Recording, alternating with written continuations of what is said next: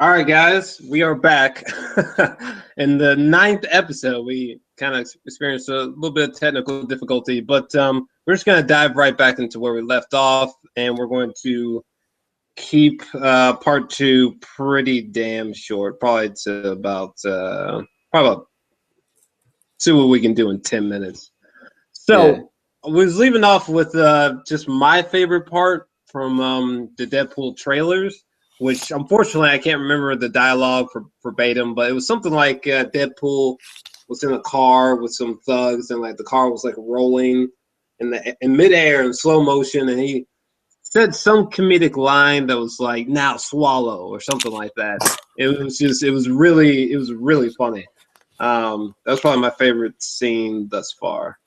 Or, well, I did also like this one moment where he was talking to some character, this chick, that's like a ridiculous name, Negasonic something. I can't remember.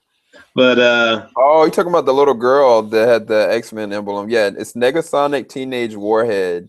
Um, yeah, I think her character. I really like her character. She's just so bland, as far as her expression, and she's yeah, always kind of traveling with Colossus.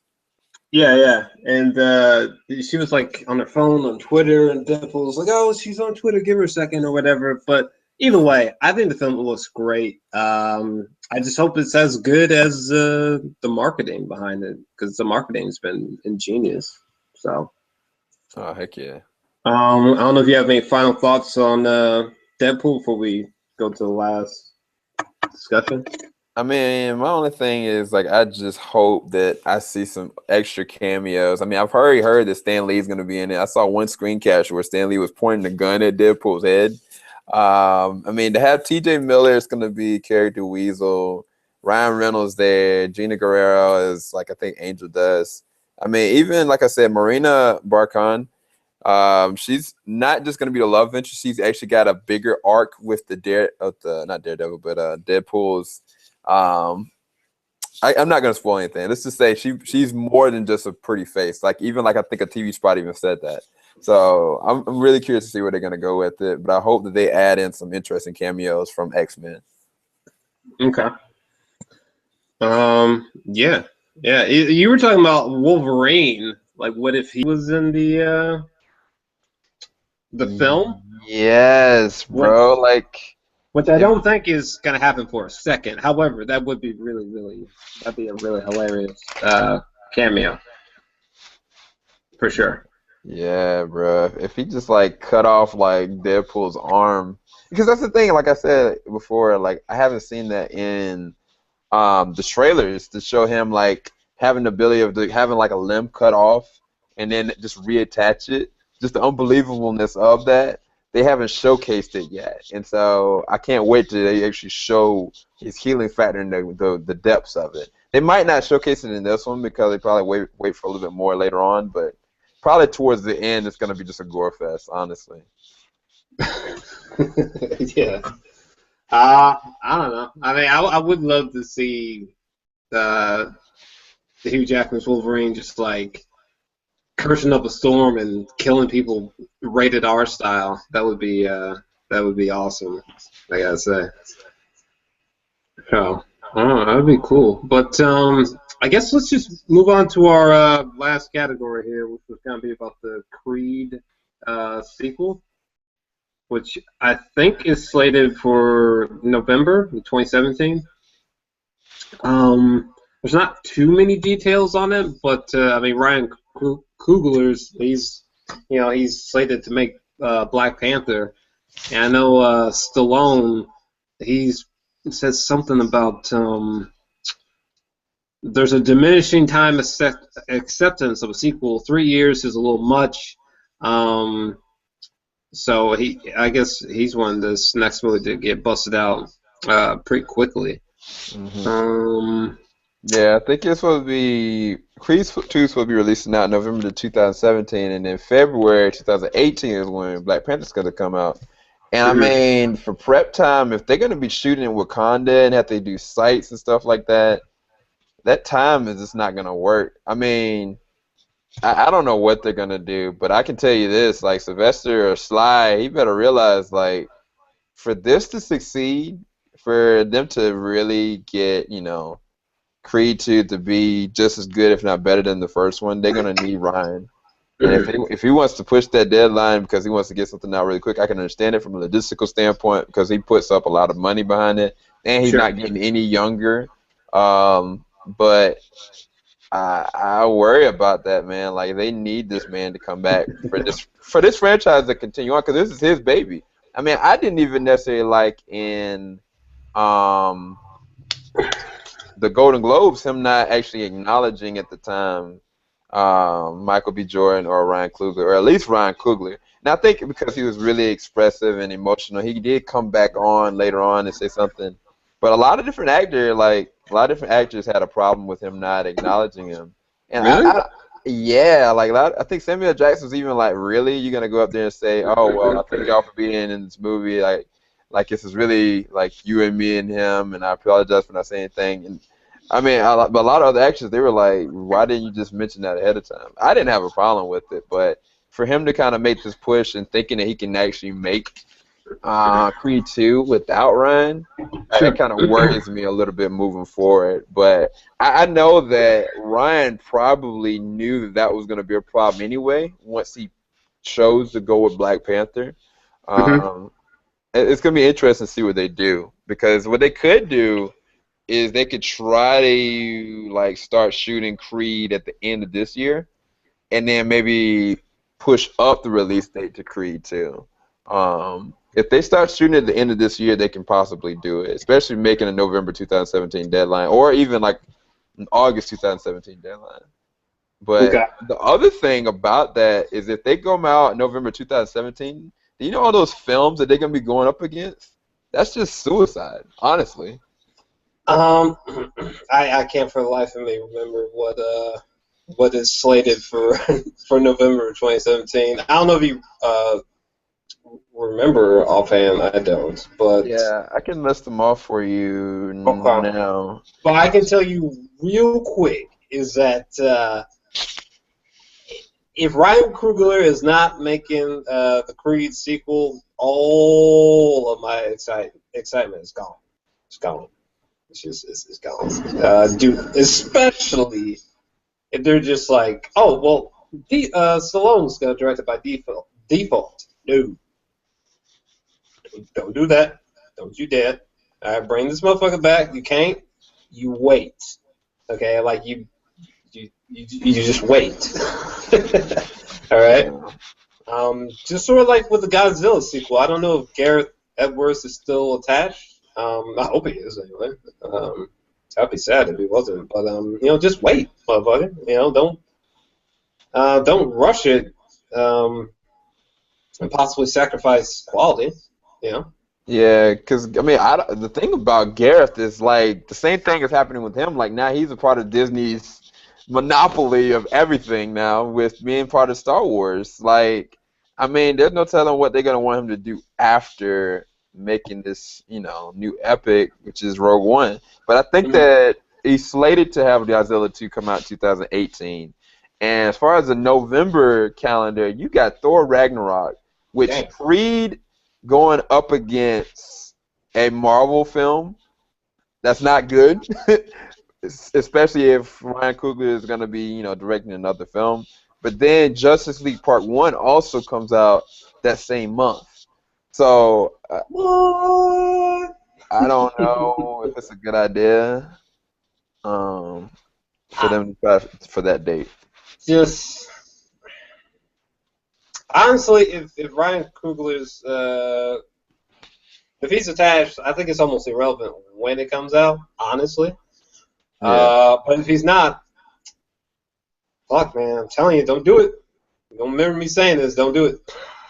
Please don't do it. Just wait until Ryan can come back, or else the film will suffer. I think personally. Yeah, do you think there's anybody else that could actually direct Creed 2 in the way that it needs to be done? Not anyone that comes to mind. I'm gonna say no for now. Honestly, no one really comes to mind. I mean, maybe if I had to pull somebody out of my back pocket, it'd probably be old dude who made Straight Outta Compton. Yeah, maybe him. I'd be interested. I mean, I don't think you need like someone super heavy. You know, you don't need Christopher Nolan on this bitch. You know, you don't need like Steve McQueen on this bitch. But maybe the dude made Straight Outta Compton, or yeah, I think they could do a good job. I think the chick who made Selma, maybe she could do an interesting spin on it. Those are the only two people who stand up for me. What about you? You know, that's actually a really good choice. Like to have what's his name? F. Gray Gray. I'm sorry, F. Gary F. Gary Gray. I think that Yes. he actually could do it Mm-hmm. because they really wanted him to maybe direct. Shoot, I just had a brain fart. Black Panther, but Mm. now he's in negotiations for directing Furious 8. So I don't know. There's a lot of issues going on. There's a lot of money thrown around. But I think that if anybody could do it other than Ryan Coogler, I think he's definitely got the experience and the know-how of making it gritty and a lot more raw. I mean, just some of his movies that he's directed: Law Abiding Citizen, Straight Outta Compton, The Italian Job, A Man Apart. Mm-hmm. I mean, he's got a good, rap sheet. Yeah. So I think that he could definitely pull it off. Heck, the dude made Friday. So, yeah, I'd like to see if Ryan Coogler's not going to do it, I'd want him to do it. That'd be pretty cool. Yeah, I think he'd be good. And again, I think the her name escapes me, but the chick who made Selma, I think I think she could do something interesting with it. You know. Yeah, I agree. So that'll be my top two choices, I think. But seriously, just get Ryan back. You know what I mean? Just wait, do the due diligence, and wait for that motherfucker to come back, because he's the reason why Creed is so great. Honestly, I think I think that's really the only reason why the movie is so great. Is because he brought such a refreshing visual aesthetic to the film. Yeah. And sonically as well, and the performances that he got, I think he really is the person to be praised the most, to me anyway, as to why the film did so great. So, there was one thing I want to talk about before we close out, though, about Deadpool, actually. This just came to mind. I actually touched on this for like a slight moment. I think it does need to be spoken about, because I wonder if they're gonna get into this even just by a minute amount in the film, which is this concept that Deadpool is a pansexual. Do you think like we might actually like see like I mean, I have no doubt there'll probably be like some kind of jokes coming from that, but like, do you think we'll actually like see like a jokey or like an actual? I mean, I don't think there's anything gonna be serious, but do you think we'll see that kind of aspect of the story in the Deadpool movie? I mean, obviously, I think in the trailer he was for sure at least banging out one chick for sure. Yeah. But do you think we'll actually? What are your thoughts on that? I honestly think that he's definitely gonna be that way. So? I think that based on these posters, they're implying a lot, and I mean, I can literally see this. I mean, what happened? What was the last movie I saw? It was Ted. And Ryan Reynolds randomly with Mark Wahlberg's his coworker. His coworker was like, "Yeah, I'm kind of like hanging out with Ryan Reynolds," and all of a sudden they're at the party together, just like straight up just kissing and just interacting like nothing's wrong, and then just go on doing their thing. So I'm saying that from an acting standpoint, Ryan Reynolds is versatile enough that he would go as depths as he wanted to. But think about this: if he keeps his mask on, he'll do whatever he wants to do. That's the whole thing. So it's Sure. like, I mean, even like in the comics, like he's noted to have this huge fascination and man crush on Spider-Man. So I'm saying that to say that he's definitely gonna be that kind of way. I think so. But I think that he's gonna have like a strong love interest with Copycat. But I'm be honest with you, I'm more worried about him trying to hit on like the little girl. I was sitting there watching like some kind of like TV spot with him. He was really close. I was like, what is he doing? So I don't think that we need to put any limitations on what he's capable of or who he's willing to interact with. Sure. At It's any just given moment. to be clear. I mean, I'm sure my definition is very, you know, but as far as I know, pansexual is someone who sort of they really don't give a fuck if you're man or female. I mean, they're having relations, they're having sex with just either. You know, they don't give a damn. Um, I'm not really sure how that's any different from bisexual, but anyway, yeah, I could see some comedic riffs off of that because I it kind of makes sense that Deadpool's like that. I know that was like a huge thing a few months back, but actually, when I think about Deadpool, it actually sort of fits. I mean, he is a goofy son of a bitch, you know. He doesn't care usually, in general, so about anything. So, yeah, I think we could see some really funny jokes highlighting that fact, him being pansexual. So. Yeah, I think we could see a little degree of that in the film for sure. Yeah. Just mostly probably just from a comedic standpoint, though. That's what I'm thinking. Darkly comedic, by the way. Yeah, yeah. I don't think it's gonna be anything like they're not trying to make this be something serious or a thing. They're just trying to be for shock value. But it's No. funny we talked about earlier before, and I know we're about to cut out. Is that one of my like friends that's like a huge like movie reviewer and it's like kind of like in his like 60s, almost late 50s.